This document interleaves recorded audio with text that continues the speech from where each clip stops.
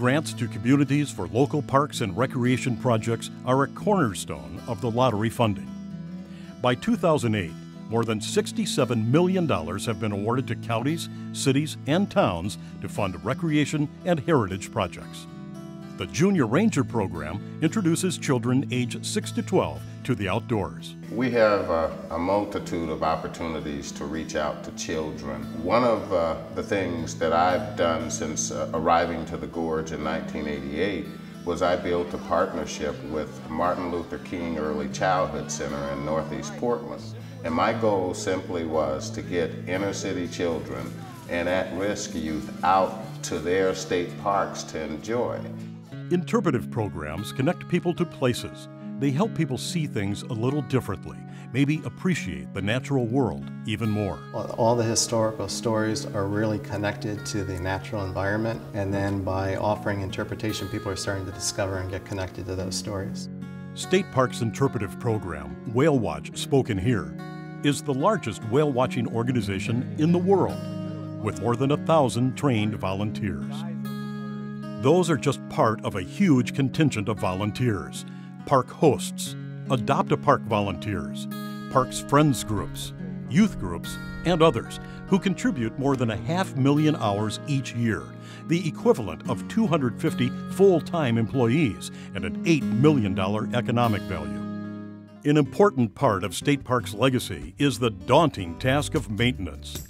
Voter-approved lottery dollars provided funding for the backlog of needed repairs and improvements, which were undertaken with sustainable practices and an eye to the future. Beyond physical structures, State Parks also preserves and maintains natural resources so that their beauty, habitat, and wildlife values continue into the future. Parkland acquisition is another aspect of State Parks' legacy, to continue serving a growing population with diverse interests. Several years ago, the governor expressed an interest in what he called establishing a Park a Year program.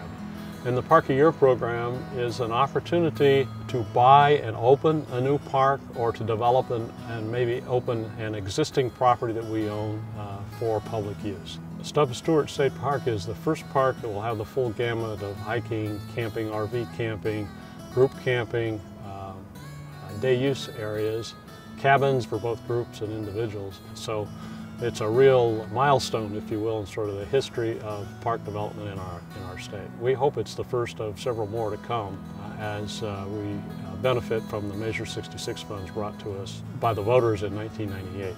Between now and 2014, there's a focus on more than 36 properties for acquisition by State Parks. If we don't expand those parks soon, we're going to lose incredible resources, because once the property's gone, it's gone. If there's ever a noble cause out there, that's it, because as time moves on, there's less and less of that kind of resource available.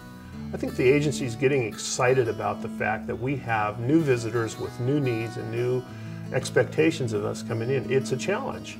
From land to legacy, Oregon State Parks protects some of the most beautiful landscapes on Earth, settings for lifelong outdoor adventures and memories. And at the very end of the day, I ask them, whose state parks are these? And of course I get the answer, they're yours, they're yours. And my response is, no, they're not, they're yours. I'm just the caretaker. To make sure that there's a legacy for our children and grandchildren, so that generations from now, people can enjoy the forests and the beaches, the mountains and the lakes. That's the real key, to understand what we have and what a treasure it is, and to have a desire to leave it for others to enjoy.